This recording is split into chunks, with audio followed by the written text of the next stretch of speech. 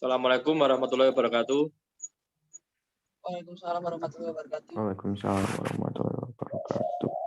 Dari kelompok 3 akan mempresentasikan hasil kerja kelompok kami berjudul kinerja perusahaan bisnis dari manajemen tradisional ke kinerja baru.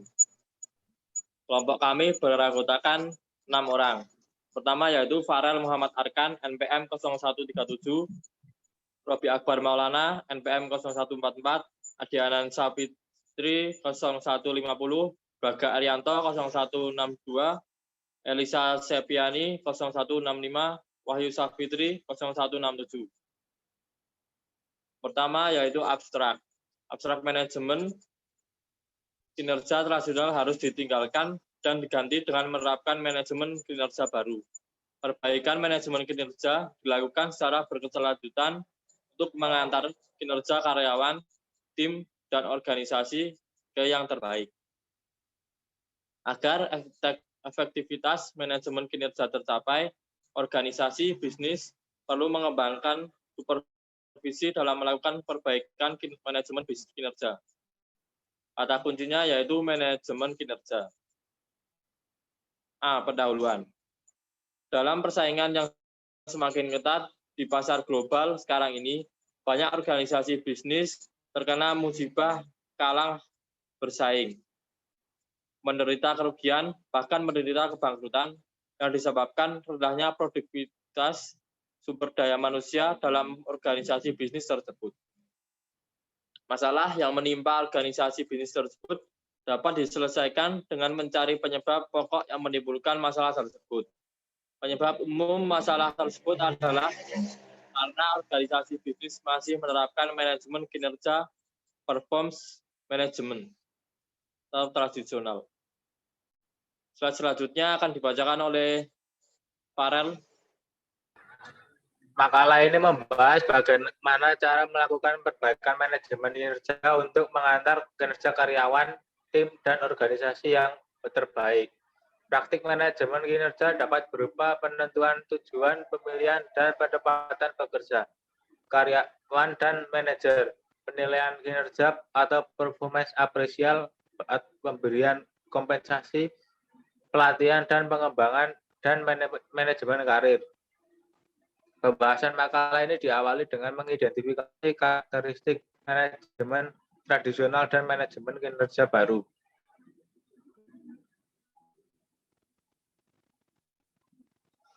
Identifikasi tersebut dimaksudkan untuk mengetahui kelemahan-kelemahan manajemen kinerja tradisional dan mengetahui keunggulan-keunggulan manajemen kinerja baru.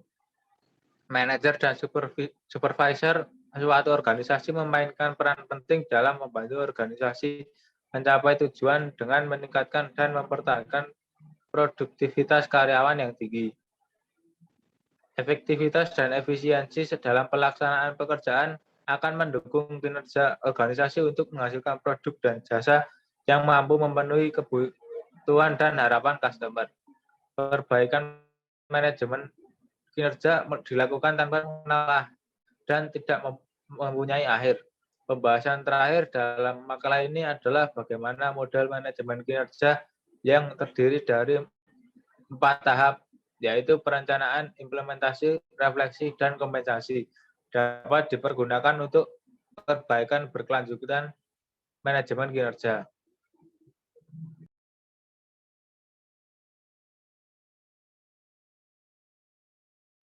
Ya, slide selanjutnya akan dibacakan oleh Adianan. Baik. Permasalahan pada manajemen kerja tradisional, praktek manajemen kinerja tradisional tidak efektif untuk mempergunakan terhadap organisasi bisnis memasuki persaingan semakin ketat di tingkat global karena karakteristik yang memiliki diantaranya sebagai 1. Maka terlalu berfokus ke deskripsi pekerjaan yang statis. Deskripsi pekerjaan tersebut tidak adaptif terhadap perubahan yang pesat dan cepat, dilindungi efektif final dan internal bisnis. 2. Masalah pada kinerja berfokus ke individu. Manajemen kinerja berfokus pada individu cenderung membuat individu akan mematikan hanya kinerja individu yang dapat mengobatkan kinerja karyawan lain. 3. MKT terhadap kinerja dinyatakan dalam target yang baku atau MBO, manajemen by objectivity. Jika kinerja yang dicapai karyawan dan tim manajemen tidak sesuai dengan yang telah ditetapkan atau dibakukan, maka kinerja karyawan dianggap tidak baik. 4. MKT berorientasi pada volume pekerjaan dan penghemat daya. Kinerja karyawan dinyatakan baik jika karyawan bekerja menghasilkan volume pekerjaan yang banyak dan menghemat banyak biaya. Selanjutnya, 5. Feedback manajemen kinerja dari satu sumber, yaitu dari atas akan mencapainya sebagai manajer untuk mendapatkan nilai dalam melakukan pekerjaan. 6. MKT terlalu berfokus pada praktik administratif yang terpisah, sering membawa persoalan berbeda-beda dan tidak mempunyai terkaitan tujuan secara jelas. 7. MKT terlalu berfokus ke masa lalu, mengganggu manajemen untuk melihat kinerja bisnis saat ini dan saat yang akan datang. Partisipasi karyawan menjadi pasif. 8. MKT mengoreksi terhadap suatu yang salah. MKT berorientasi tidak mencegah masalah, melainkan berorientasi terhadap perkorekasian suatu yang salah. Selanjutnya akan dibacakan oleh Mas Braga. C. Manajemen kinerja baru. Manajemen kinerja baru dapat digali dengan menggunakan beberapa pendekatan. Misalnya total quality management, engineering, fast response organization, dan pengembangan organisasional. Dilakukan dengan mengubah tradisional menjadi manajemen kinerja baru. Dengan prinsip total quality management. Prinsip TQM, sebuah konsep manajemen yang memfokuskan usaha kolektif semua manajer dan karyawan untuk memenuhi kepuasan customer. Prinsip-prinsip TQM adalah perbaikan sistematik, berfokus ke customer, komitmen jangka panjang, pencegahan masalah, dan kualitas sebagai pekerjaan setiap orang. Karakteristik manajemen kinerja baru. 1. Berdasarkan pada kebutuhan dan harapan customer. 2. Berfokus pada tim dan individu. 3. Diletakkan dalam target perbaikan. 4. Berorientasi terhadap pencapaian kinerja berkualitas dan kepuasan customer. 5. Feedback kinerja datang dari banyak sumber.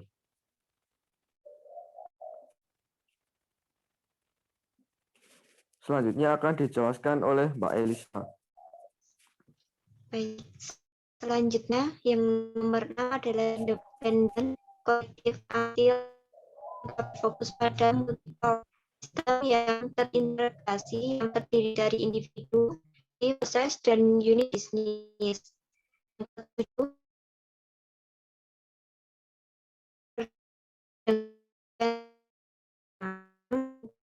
Yang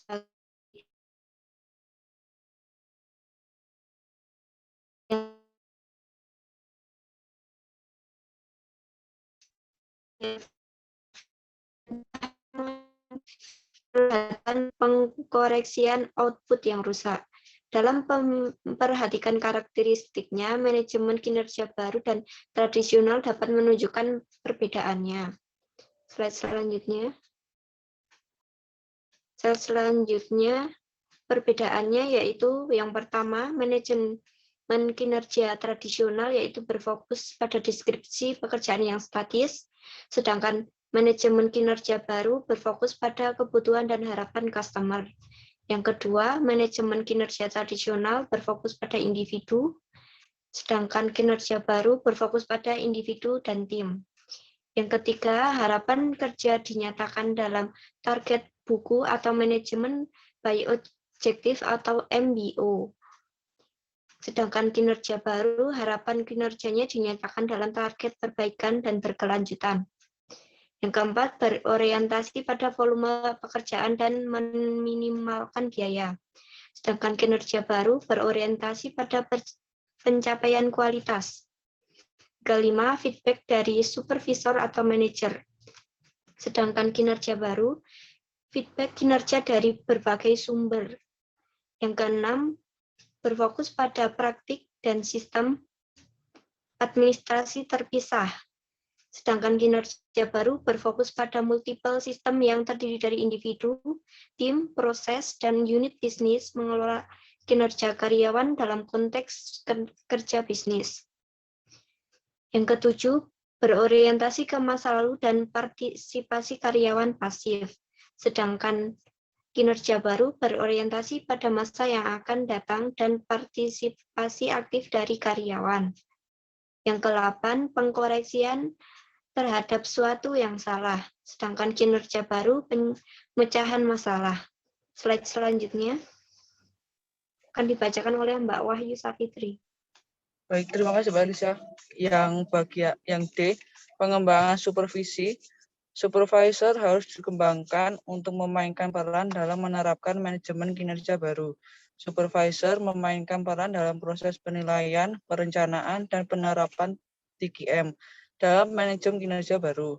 Berikut ini cara-cara pokok manajer dan supervisor memainkan peran dalam perbaikan improvement manajemen kinerja yang berdasarkan TKM. Cara-cara pokok manajer dan supervisor dalam perbaikan manajemen kinerja yang berdasarkan TKM. Yang pertama, mendiagnosis kesiapan organisasi. Yang kedua, mengadakan analisis rantai nilai. Yang ketiga, melakukan perencanaan jangka panjang. Yang keempat, mengembangkan program pengkomunikasian dan pelatihan manajemen kinerja baru.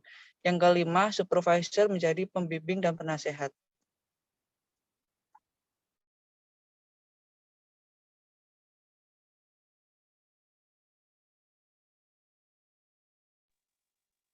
Ya, yang keenam yaitu semua karyawan sebagai customer internal. Yang ketujuh yaitu pengujian secara reguler. Yang ke-8 yaitu hubungan kemitraan. 9, supervisor aktif memberikan informasi. 10, supervisor berperan sebagai leader. Dan selanjutnya yaitu banyak model dari leadership yang dapat digunakan untuk mengembangkan supervisi manajemen kinerja yang efektif. Misalnya teori kontingensi, perkembangan supervisi, leadership situasional, dan supervisi musiman yang mendukung perbaikan manajemen kinerja baru.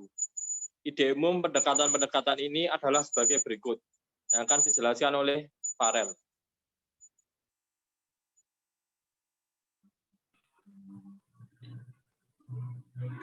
Ide umum pendekatan sebagai berikut. 1. Karyawan mempunyai tingkat pengetahuan, keahlian, dan motivasi yang berbeda-beda. 2. Tidak ada satu cara terbaik untuk melakukan supervisi terhadap karyawan. 3. Supervisor harus beradaptasi dengan menggunakan style yang disesuaikan dengan kondisi karyawan. Meskipun berbeda-beda, karyawan dapat dikelompokkan dalam 4 grup untuk memudahkan supervisor menentukan style yang digunakan untuk melakukan supervisi terhadap karyawan, yaitu sebagai berikut. Grup 1. Karyawan memiliki motivasi tinggi dan memiliki pengetahuan dan keahlian yang diperlukan untuk melakukan pekerjaan. Supervisor style yang cocok adalah non-direct style. Karyawan dilibatkan secara aktif untuk membuat program perbaikan. Kedua, karyawan yang memiliki motivasi tinggi tetapi tidak memiliki pengetahuan dan keahlian yang diperlukan untuk melaksanakan tugas. Collaboration style dari supervisor adalah yang cocok untuk memberikan karyawan untuk lebih bertanggung jawab terhadap pengembangan pekerjaannya. Grup 3, karyawan yang mempunyai pengetahuan dan keahlian yang diperlukan tetapi tidak mempunyai motivasi kerja. Untuk grup ini, supervisor dan karyawan dapat bersama-sama menyelidiki sebab-sebab karyawan yang tidak ada motivasi kerjanya. Grup 4, karyawan yang tidak mempunyai motivasi kerja dan tidak memiliki pengetahuan dan keahlian yang diperlukan untuk melaksanakan tugas. Directive style dari supervisor adalah cara terbaik untuk grup ini. Supervisor banyak mengeluarkan waktu, tenaga, dan pikiran untuk membimbing, melatih, dan mengembangkan karyawan dari grup ini.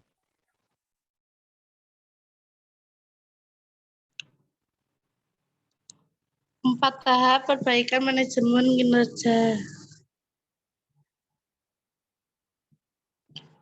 Program pelatihan TGM mengajarkan model 4 tahap dari Walter Schwittlheim, Do Check at Ait untuk memperbaiki kualitas berkelanjutan, kualitas improvement dalam manajemen kinerja.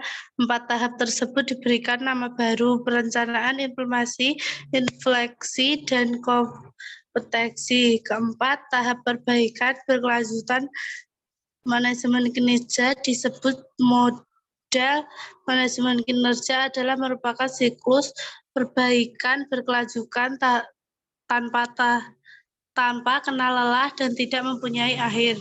Dalam pembuatan metode manajemen kinerja ini, pimpinan dan karyawan secara bersama-sama dalam suatu pertemuan terlibat aktif melakukan perbaikan manajemen kinerja berdasarkan TGM.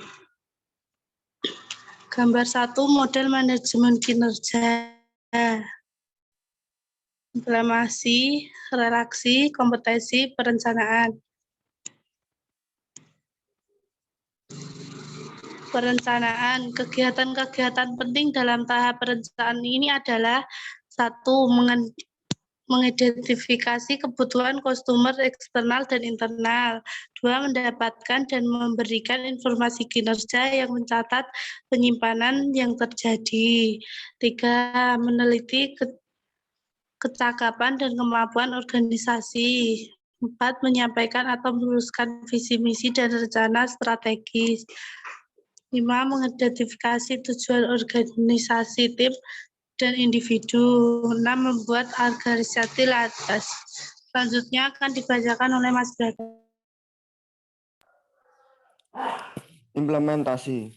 Implementasi kegiatan-kegiatan penting yang dilakukan dalam pembahasan tahap implementasi sebagai berikut. 1. Mengadakan pembahasan terhadap harapan pekerjaan atau job expectation. 2. Memperbaiki deskripsi pekerjaan. 3. Mengembangkan kontrak kinerja dengan setiap individu dan tim. 4. Memberikan konsultasi secara reguler terhadap individu dan tim. Dan yang kelima, memberikan informasi kinerja berkelanjutan. Refleksi. Tahap refleksi merupakan tahap membandingkan antara hasil implementasi yang telah direncanakan sebelumnya. Manager atau supervisor bertemu dengan karyawan untuk menilai perilaku dan kinerja karyawan dan mendiskusikan dengan menggunakan dan mengembangkan keahlian. Kegiatan-kegiatan penting dalam refleksi yaitu sebagai berikut. 1. Mengumpulkan feedback penilaian. 2. Menguji penggunaan dan peningkatan keahlian. 3. Memberi feedback. Selanjutnya akan dijelaskan oleh Mbak Elisa.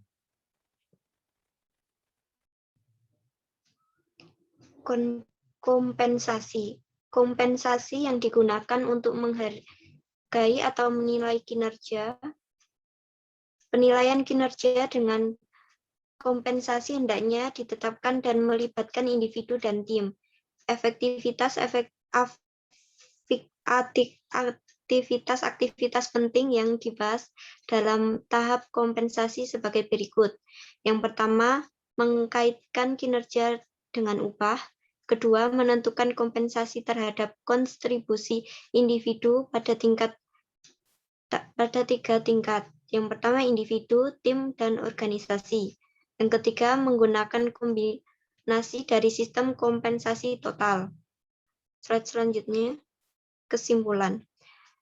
Organisasi bisnis sekarang ini membutuhkan sistem manajemen kinerja yang elegant people management with managing the business. Dan dengan memperhatikan karakteristiknya, manajemen kinerja tradisional tidak lagi efektif untuk dipergunakan dalam organisasi bisnis yang memasuki pasar pesaing global. Oleh karena itu, manajemen kinerja tradisional ditinggalkan dan digantikan dengan manajemen kinerja baru.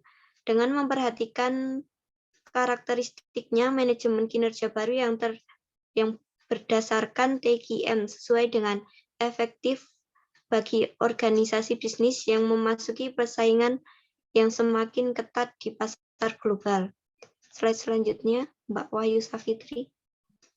Baik, kesimpulan. Namun, manajemen kinerja baru tersebut dalam suatu organisasi dapat berhasil jika didukung dengan penerapan TQM secara penuh dan menyeluruh dalam setiap proses organisasi. Untuk mengantisipasi perubahan-perubahan lingkungan organisasi yang cepat dan dinamis, praktik manajemen kinerja baru dilakukan penyesuaian melalui perbaikan berkelanjutan yang tanpa mengenal lelah dan tidak mempunyai akhir.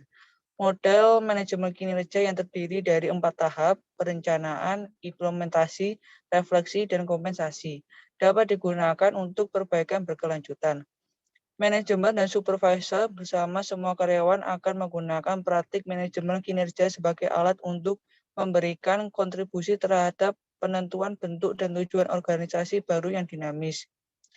Perubahan lingkungan bisnis yang cepat dan dinamis menciptakan tantangan. Tantangan bagi organisasi bisnis, misalnya berupa 1. Mempromosikan manajemen kinerja baru untuk sepenuhnya diterapkan. 2. Mengharuskan manajer dan supervisor agar kontribusi individu dan tim terhadap kinerja organisasi diperhatikan, dikembangkan, dihargai, dan diberi reward. 3. Meyakinkan manajer bahwa perbaikan kinerja karyawan dan tim yang efektif mampu mengarahkan kinerja organisasi ke yang terbaik. Dan yang keempat, menyadarkan tim manajemen dan karyawan untuk melakukan learning to learn dalam rangka perbaikan manajemen kinerja.